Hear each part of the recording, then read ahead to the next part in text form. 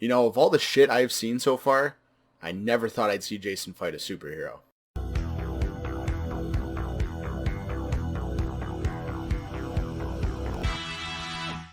you big hunk of a man, come and get me!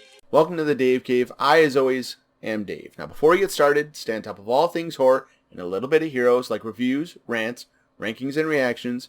Hit that subscribe and ding the bell so you don't miss a minute. Today we continue through the entire Friday the 13th series with the entry that drops Tommy Jarvis and brings in a hell of a lot more supernatural aspect, and that is Friday the 13th, Part 7, The New Blood. Part 7 was directed by John Carl Buechler, stars Lara Park Lincoln as the telekinetic and telepathic final girl, Tina, and also brings in, for Jason, finally, Kane motherfucking Hodder. The New Blood again picks up an indeterminate time after Part 6, but it picks up again at Crystal Lake, but this time introduces us to the Shepherd family. It is a messed up family, it is very dysfunctional.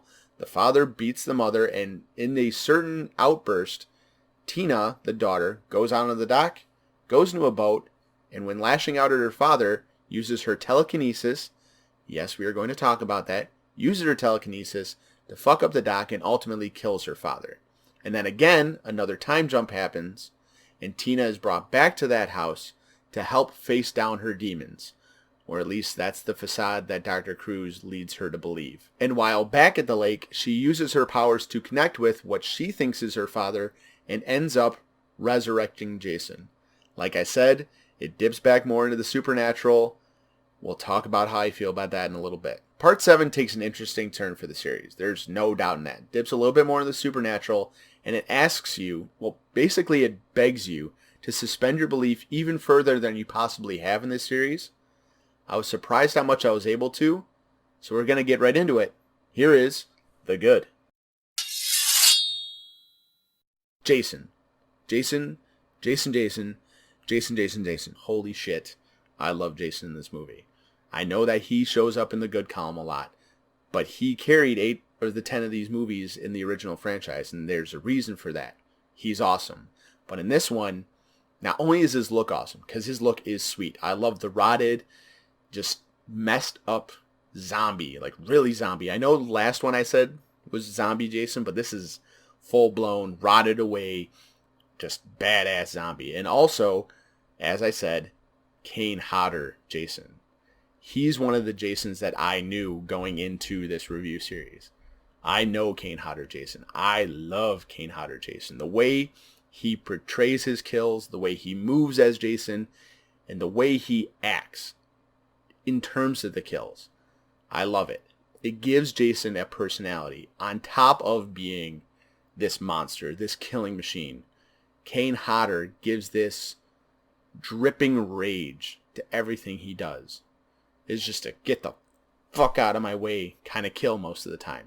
I love that. And that that he gives after some of the kills. Oh, I love Jason in this movie. Now for my second entry in the good column, music. It makes its way out of the bad from last one and definitely into the good of this one. Throughout the film, it has this Terminator-esque sound to it. It felt like Terminator, a lot of it, which is awesome. The music for Terminator is sweet. But it very much also felt like its own kind of thing. It added a creepy tone to it, and it kind of made me feel Terminator-esque, which you could argue Jason's very Terminator-esque in this. But then, what I like so much is you have that very distinct sound. That clanging kind of metal-y sound. But when Jason is actively on the hunt, when he's actively going after somebody, it switches. It switches to the familiar notes and tones that we know to be Friday the 13th. I loved the shit out of that. It felt so just right. Because it's like turning on the Halloween theme when you see Michael Myers. I know I said I wasn't going to compare them past 1 or 2. But it's that idea. That you can have the movie have whatever soundtrack you want. But when you have Jason doing his thing, and you switch it, oh, brought me right in, and I loved it. Now for my final entry in the good column, I'm surprised that this hasn't happened yet before. I really am. But I loved the final battle in this movie. Tina versus Jason. Now when I first saw Tina go Carrie White on her father and kill him.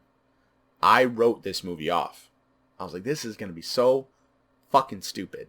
I'll give it a chance because I'm watching it, but this is going to be really dumb. And that doubt was met with equal measures of surprise with how much I actually liked that aspect of it. I was able to let it go and go with the movie and let the movie carry me. And when you get to that final fight between Tina and Jason, how much she kicks his ass, I loved it. Obviously, you're going to get 1988 practical effects for telekinesis, which is fine, but it was awesome. And something that stuck out in the fight for me is they're running up the stairs, and they're all trying to get open doors and get away from Jason. And you're thinking as the audience, girl, you're a telekinetic. Like, why don't you just do something? And then 3 seconds later, she does. Hits him in the face with the light, sends him through the stairs. It was awesome. And then she squeezes his head, chokes him, sets him on fire. She kicks the shit out of him. She electrocutes him. She does everything in the book aside from shoot him. I loved it. I was very surprised with how much I got into the fight. She was kicking his ass, and I was there for every minute of it. And in the logic of the movie, it made perfect sense. They harp on the fact that her powers come from great stress, great emotion. Well, you can't get much more stress and emotion than having this guy who killed your mom trying to kill you.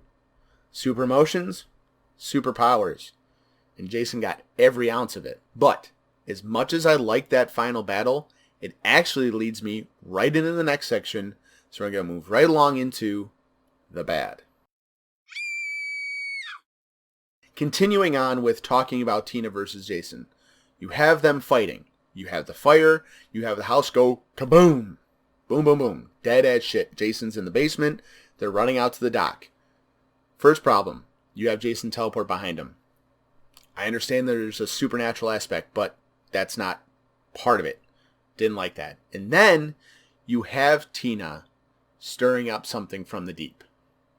Is it the chains from the rock that he was originally released from? No. It's her goddamn father. Bursts up through the dock. Perfectly fine, by the way. Not in any way, shape, or form rotted, waterlogged, nothing. He's dirty in the water for a decade and some. Okay. But then he grabs Jason, throws a chain, which I assume is the chain from the rock, throws a chain around Jason, and brings him into the water. End of fight. As much as that fight was badass, that ending was so unfulfilling and so lame. I was mad. It made me angry at the movie because they had me for 99% of the movie. They had me. I was in. I was digging it. Even the kind of dorky, dumb parts, I was in. I liked this movie a lot. And then they had them bring the father back. It would have been a much better ending if all she did was have the chains like octopi come up and wrap around Jason, bring him down. That would have been fucking awesome. Let the father thing go. I understand that that is a key point in all of this, that she wants to let go of the guilt of dealing with her father, but it didn't make sense and it was poorly executed. So there were different routes you could go that would have made a much better and much more fulfilling finale to that movie. For my next entry in the bad column, it's the characters making stupid ass decisions. Now this really mostly applies to Maddie, Ben, and Melissa. Now you have Maddie who gets all dialed up to impress David. And then she goes out into the woods to look for him. He's upstairs banging. But she goes out into the woods looking for him. And she's like, okay, you're dead. And then you have Ben who leaves the van that he was with Kate naked in, doing his thing. He deserved to die. If your friend's out trying to mess with you and you're with a naked woman, you stay in the van, you tell your friend to get bent, and you keep doing what you were doing. You deserve to die in these movies when you make stupid-ass decisions like that. And then the last one, as I said, is Melissa. But she gets hers pretty quickly. Shit's going down. Everything's all crazy. And she's like, you know what? No, I'm just leaving. I'm going to go to bed. Yada yada. Jason opens the door, fucking one-ups her in the face. She was a bitch the whole movie, so you knew she had it coming, but that was stupid. Really stupid. You know shit is crazy. You don't go try to leave the situation. Deserve the death in terms of Friday the 13th. I was pleasantly surprised to realize that just like the last one, I only have 2 in the bad column. That makes me happy. I don't go in these movies hoping there's bad. I look out for the bad, but I don't hope there's bad. So, let's move on to what Kane Hodder does best, the kills. The kills in this one are the most fun I've had with the kills since part 4. As I said before, I like watching Kane Hodder work. The way he handles his kills, the anger and the rage behind him. I love that. I could watch that all day. And on top of that, you have 99% of the practical effects were really good. That 1% being the David head. We see it a couple times, and it's even in the plant that gets thrown at Jason. It just wasn't good. I'm sorry, you can fight me all day about it. That wasn't a good head. But you have an antithesis to that with the reveal of Russell's axe to the face kill. We don't actually see the kill, but we see the aftermath, and we see it, I think, 3 times. Just right down the middle, just this.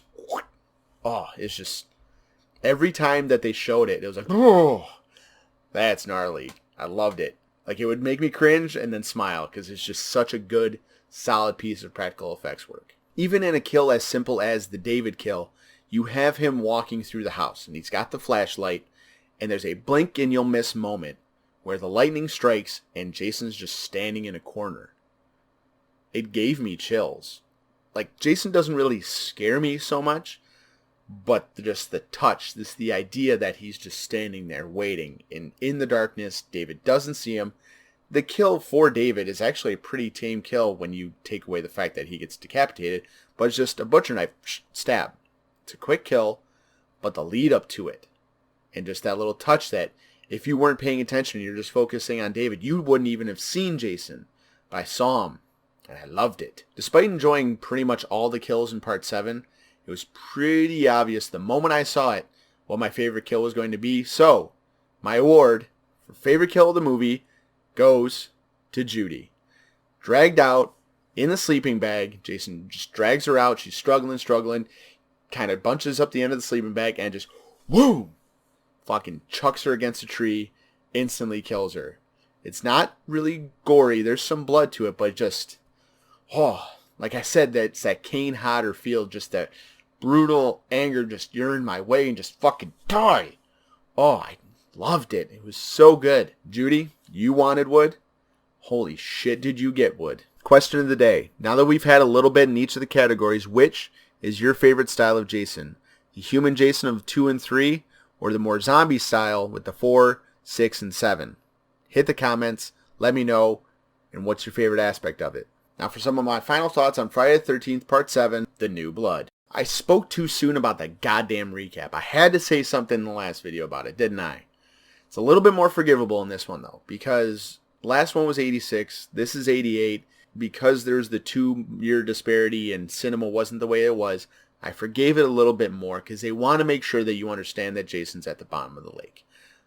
I got it, but because I've already seen it, it was a little bit dragging for me, and I didn't really want it there, but I let it go. I mentioned a little bit before that after the telekinesis angle was brought in, I kind of wrote off the movie and I wasn't interested, but I was going to give it some kind of chance because hopefully there were going to be some kills, which there were. But on top of that, the victims didn't annoy me, mostly, aside from the couple stupid-ass character choices that happened.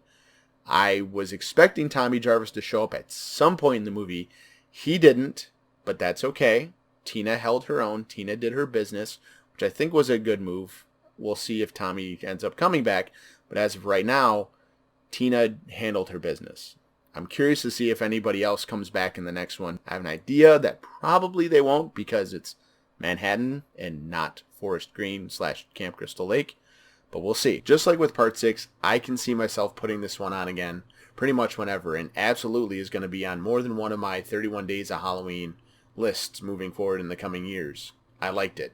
I really liked it. And having 2 back-to-back that I enjoyed, I'm very intrigued to see if I like Part 8. I hope I do. I think it might get a little campy because, Jason Takes Manhattan. I mean, come on. But I'm looking forward to it. My review for Part 8, Jason Takes Manhattan, will be up on Tuesday, so that gives you the whole weekend, if you haven't already, to catch up on my reviews from 1 through 6. Links to all those are in the description below, as well as my links to my Instagram and Twitter. They're both at @TheDaveCave_. I post over there when I'm not posting here. That is going to do it for me today. Thank you so much, as always, for stopping by the Dave Cave. I'll see y'all on Tuesday. But until then, take care.